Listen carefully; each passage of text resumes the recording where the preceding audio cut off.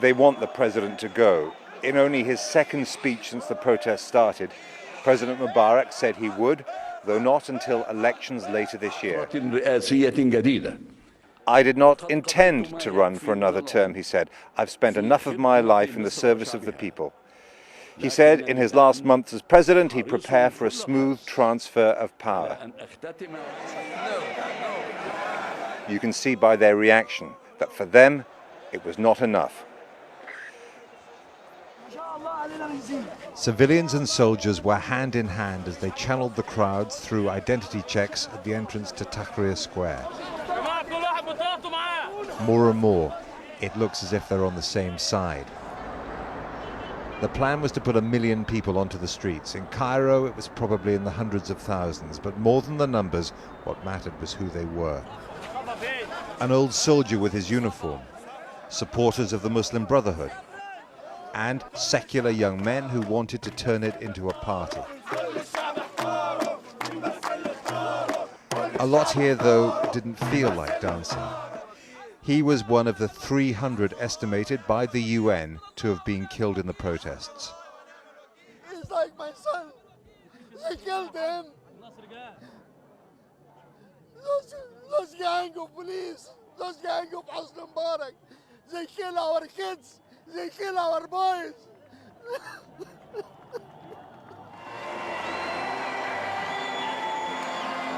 They played the national anthem and sang it.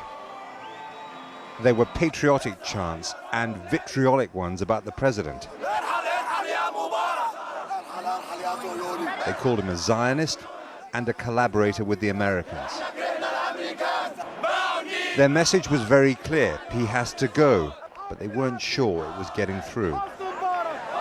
Do you think Mubarak's watching this on TV? What do you think he's thinking? He's thinking, get me this guy, let's put him in prison forever, let's make sure that we abuse his family and his neighbors. How did he come about for an Egyptian to be saying these things publicly on TV? Everybody's got fear inside, but it's about time now that we have to come out and speak out. 7 days ago, nobody imagined a gathering like this would be possible. President Mubarak has lost control of the center of his capital city. He can't tell the army to take these people out because it's already said that it's here to protect them and that the people's grievances are legitimate. A week ago, President Mubarak was still all-powerful in Egypt. Now, he doesn't have many friends left. All kinds of Egyptians have come to protest in Tahrir Square, but once again today, it felt a little more religious. Many Egyptians are pious Muslims, and political Islam has deep roots here. President Mubarak's friends, especially the Israelis, fear that if Egyptians get the chance of a free election, Islamists might win it. They have the right to be worried, but we certainly have the right to elect whomever we want. I don't think that they need to be worried. I don't think that they have any good reason to be worried because of that. But the bottom line is that we should have the right to elect whomever we choose.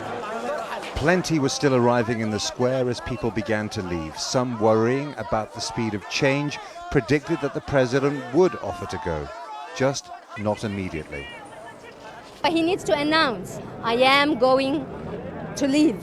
I am going to leave. Just please, my people, my children, give me, I'm asking for 5 more months. You've waited 30 years, you can wait 5 more months. Do you think people would accept that?